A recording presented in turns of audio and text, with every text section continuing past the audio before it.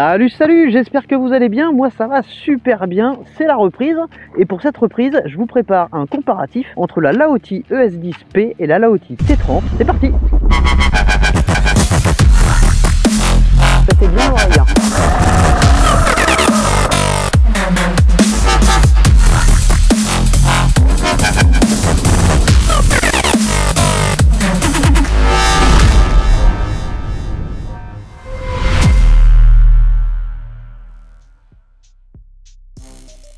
On va commencer par le forçage, comme ça c'est fait. Merci à tous les abonnés anciens, nouveaux, futurs. Vous êtes de plus en plus nombreux et ça c'est top. N'hésitez pas à continuer, c'est juste ici. Vous pouvez aussi me suivre sur Instagram, c'est juste en bas. Et je vais finir, parce que c'est Banggood forcément, et que si je vous présente du Banggood, c'est qu'il y a un intérêt aussi pour vous. J'ai des codes promo sur toutes les Laoty, même celles qui ne sont pas testées sur la chaîne. Alors le problème c'est que les codes promo expirent vite et changent souvent, donc je les maintiens à jour. N'hésitez pas à aller voir la page community de YouTube où je remets les derniers codes promo dès qu'ils ne sont plus à jour, mais du coup je les incruste plus dans la vidéo parce qu'au bout de 30 jours ils changent et ça c'est pénible. En moyenne c'est quand même des coupons de réduction qui vous permettent d'avoir entre 2 et 300 $ de remise sur les modèles. Pour le forçage c'est terminé, ou presque. Je sais que c'est pénible pour beaucoup le forçage, mais croyez-moi, j'ai pas le choix. Maintenir une chaîne YouTube comme celle-ci en produisant 2 ou 3 vidéos par semaine, c'est plus de 50 heures de travail par semaine, et encore je compte pas le temps passé à répondre à tous les commentaires. Donc forcément, même si c'est tabou, il faut bien que je vous le dise, il y a un moment il faut que je me rémunère un petit peu. Donc le forçage, forcément il sert à ça, mais j'ai quand même pensé à vous. Si le forçage vous gonfle, je chapitre toutes mes vidéos, donc vous regardez en bas et vous passez direct au test, comme ça tout le monde est content. Allez, c'est parti. Avant de commencer la batterie de test, déjà une question: pourquoi comparer ces deux trottes qui sont à peu près à 300 € d'écart? Tout simplement parce que elles offrent des options et des équipements différents, des performances relativement similaires, ça vous allez le voir. La ES10P avec le code promo qui retrouve en description est à 780, un peu moins de 800 €, on va dire ça, et la T30 est à un peu plus de 1100 €. Alors qu'est-ce qui les différencie? Voici les caractéristiques et après on commence la batterie de test. Au niveau de la puissance, la ES10P c'est 2000 watts, la T30 c'est 3200 watts. La capacité de batterie sur la ES10P c'est une 28,8 ampères-heure contre 33,6 ampères-heure pour la T30. Au niveau des dimensions, les deux mesure 117 cm de long. Par contre la T30 est plus large puisque le guidon fait 61 cm de large contre 52 pour la ES10P. Au niveau du poids, on est sur 41 kg pour la T30. Forcément il y a un peu plus d'équipement et la batterie est plus grosse. Contre combien? 32 kg pour la ES10P avec ses 28,8 ampères-heure. Au niveau des équipements, qu'est-ce qu'il y a de différent? Forcément, vous en aurez un petit peu plus sur la T30. Oui, elle est un petit peu plus chère. Vous avez des clignotants, vous avez des feux. Alors les feux, vous l'avez aussi sur la ES10P, mais la ES10P n'a pas de clignotant. Vous avez un klaxon sur celle-ci. Sur la ES10P, c'est une petite sonnette. Le guidon est différent. Ici, c'est un guidon que l'on visse au milieu, donc je vous disais plus large sur la T30. La T10 est beaucoup plus compacte. Le deck est moins large sur la T10 évidemment. Pour le reste c'est à peu près similaire. On a voilà, c'est une dual moteur, on a le même display. Voilà, ce qui va différencier c'est le type de suspension. Là on est sur un seul et unique ressort, mais beaucoup plus costaud que sur la ES10. La ES10 a un ressort de chaque côté, un spring hélicoïdal pour utiliser les bons termes. Les deux sont en frein hydraulique, il n'y a pas de différence. Les deux sont en 10 pouces par 3 d'origine, et vous pouvez choisir en pneu route ou pneu off-road, enfin semi-off-road en l'occurrence. Ah oui, petite différence assez importante quand même, la T30 dispose de 2 ports de charge alors que l'ES10 n'en a qu'un. C'est-à-dire qu'avec un seul chargeur, la ES10 chargera en 14 heures et celle-ci en 17 heures. Mais sur celle-ci, vous pouvez diviser le temps de charge par 2 en ajoutant un deuxième chargeur. Écoutez, maintenant je pense qu'on va passer au test et restez bien jusqu'à la fin. Je vous referai un petit débrief pour vous parler plutôt ressenti à l'utilisation. Et c'est parti. Alors comment je vais procéder? Parce que forcément j'ai deux jambes, mais conduire les deux trottes en même temps ça va être compliqué. Bon, moi je vais commencer avec la ES10, mais ça vous le verrez pas. En fait je vais faire exactement les mêmes séquences avec les deux trottinettes qui sont réglées exactement de la même manière, qui sont toutes les deux chargées à bloc. Et alors qu'est-ce que je vais comparer? Je vais comparer le rayon de braquage, je vais comparer l'agilité, la stabilité, la vitesse max, l'ascension, le couple, la souplesse des suspensions et le temps de pliage On va comparer les deux. Et ben écoutez, c'est parti. On va commencer par le rayon de braquage. On se croirait vraiment en Transylvanie avec ce temps. Alors, pour le rayon de braquage, comment je vais faire? Vous voyez, j'ai tracé un petit trait là, juste en bas. Je vais commencer à tourner d'ici. Je vais prendre une mesure à 90 degrés et puis à 180 degrés. Et ben c'est parti, on commence par celle-là. Hop. Donc là, je suis bien à plat, je commence à tourner. À 90, je suis ici. Petite marque.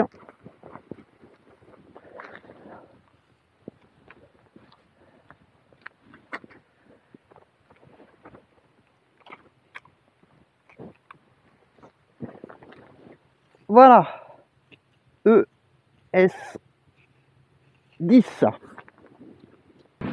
Rayon de braquage T30.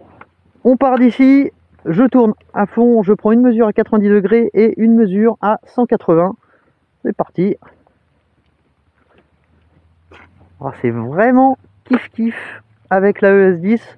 Ouais, j'arrive au même point. Est-ce que c'est utile de retracer un trait? Non, puisque c'est pareil. Et alors à 180, on aura peut-être un petit peu plus d'écart parce qu'il y a quand même un petit écart. Et ben non, même pas. Le rayon de braquage est plus court sur la T30 que le S10. Je suis étonné. Je pensais vraiment que le S10 braquait plus fort.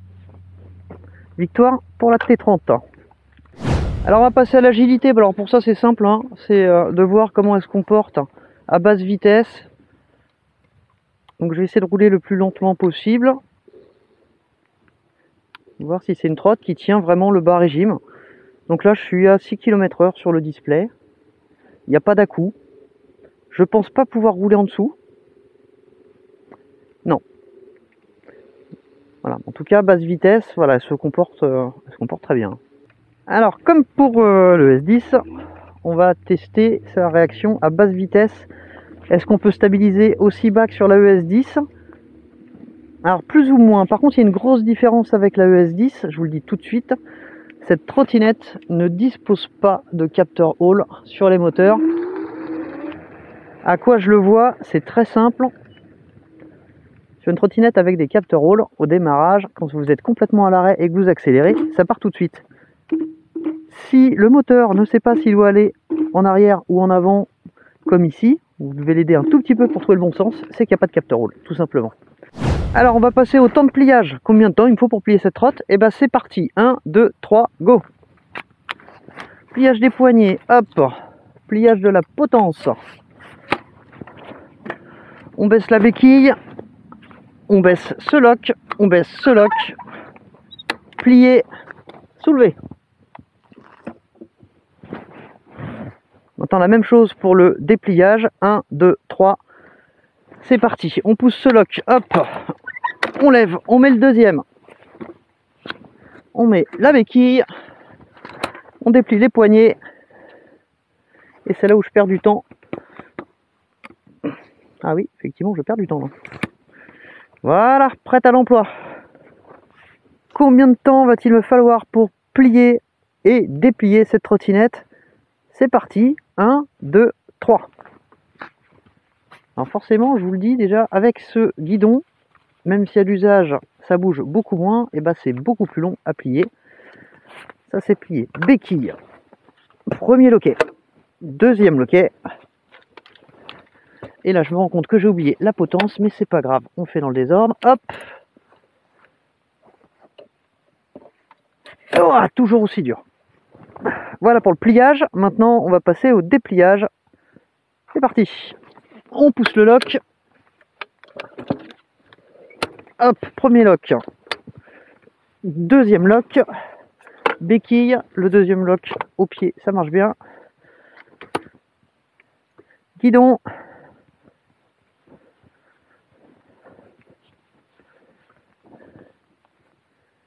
Et colonne. Hop, c'est terminé. Voilà, je sais pas, je pense que je mets moins de temps à plier et à déplier la ES10. Alors, je vais aller tester la vitesse max. Donc, je précise, les deux trottinettes sont débridées. Les deux sont réglées sur un démarrage soft. Sur les deux trottinettes, le freinage régénératif est désactivé. Et Il fait pas chaud, donc les performances sont vraiment pas au top. Il fait 3 degrés. À 3 degrés, on a à peu près 15 à 20% de rendement en moins sur les batteries, que ce soit en capacité ou en puissance. Donc oui, c'est pas idéal, mais ce sera exactement les mêmes conditions pour les deux trottinettes. Le but, c'est de comparer, donc ça devrait aller. Allez, c'est parti.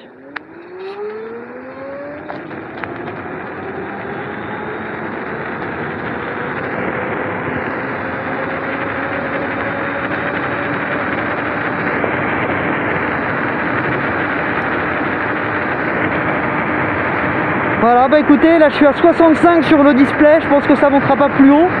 Et comme ça, on va pouvoir comparer aussi l'écart de vitesse entre le display et la véritable vitesse au GPS. Le brouillard se lève un peu, on va passer à la vitesse max sur la T30, c'est parti.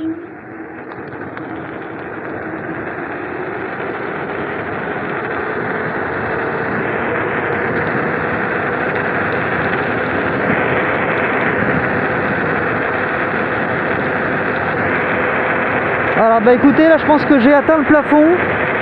Donc là j'ai 57 sur le display. On va voir ce que ça donnera à la télémétrie. Alors ici, c'est les suspensions qu'on va tester. Vous avez une caméra qui est placée juste en bas. Et on va regarder comment travaillent les suspensions sur un chemin caillouteux comme celui-ci. Et bah c'est parti.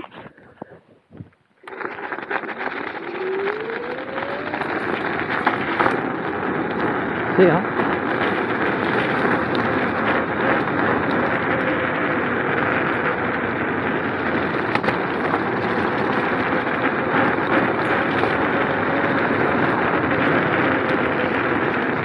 Voilà.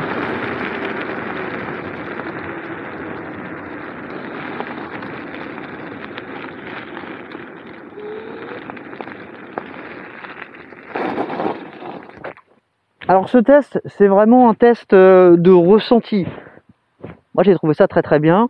Après bah, vous verrez comment travaillent les suspensions sur la vidéo. Mais niveau ressenti, moi je trouve ça très bien. Je pense pas que je pourrais vous dire autre chose avec la T30, sans spoiler. Hein. Comment vont se comporter les suspensions de la T30 sur un chemin caillouteux comme celui-ci? Et bah c'est parti.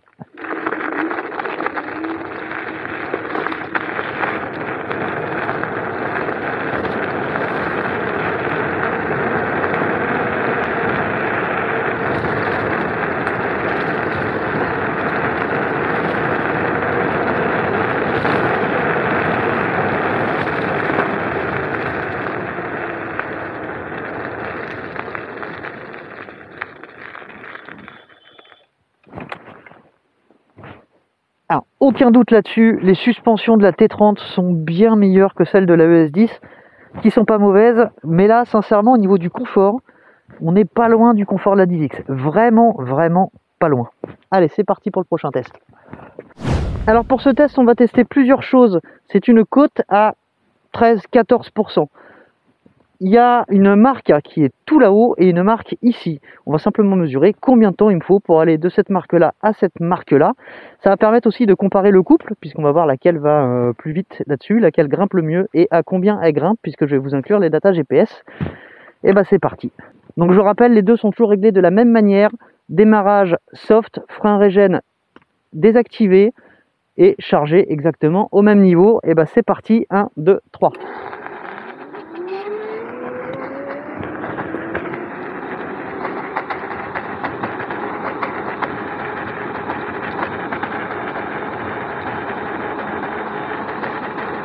Et voilà la ligne. Test côte T30, c'est parti.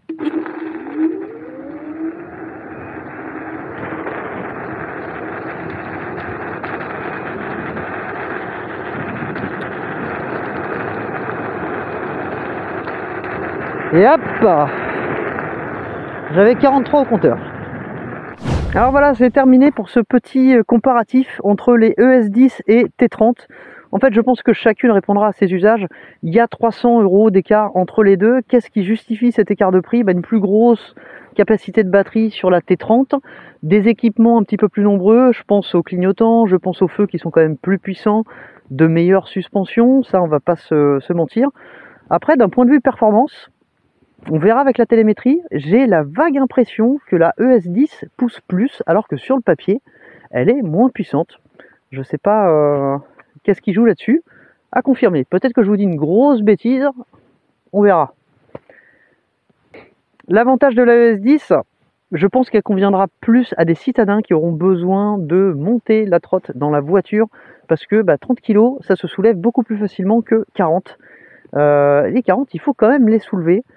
Si vous habitez sur un étage, ça peut peut-être le faire. 2-3 étages, vous oubliez tout de suite. Sincèrement, ça va être compliqué. Au niveau off-road, T30. Vous voulez faire du off-road, T30, il n'y a aucun souci. La ES10, les suspensions sont moins bonnes. Moi, je vois la ES10 comme une très très bonne citadine.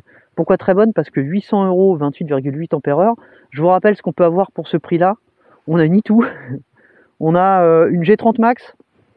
On a, qu'est-ce qu'on peut avoir comme... on peut avoir une e-flex avec ses quelques ampères de capacité. Pour ce prix-là, la Laotti ES10 explose tout le monde. Ça, c'est clair. J'espère vous avoir fourni assez de données pour faire votre choix entre la Laotti ES10P et la Laotti T30. N'hésitez pas à regarder mes différents tests. Pour chacune de ces deux trottes, vous avez un unboxing et un test dédié, assez long, assez complet. Ça vous permettra aussi de vous forger un avis. N'oubliez pas que pour chaque trotte vendue par Banggood, vous avez des codes promo que je ne peux pas incruster dans la vidéo parce qu'ils changent très régulièrement. Mais je vous les mets en description. Et n'hésitez pas à aller voir la section Community de ma page YouTube dans laquelle je vous donne les derniers codes promo, y compris sur des trottes que je n'ai pas encore testées. Je vous dis à très bientôt pour une prochaine vidéo. Salut, salut!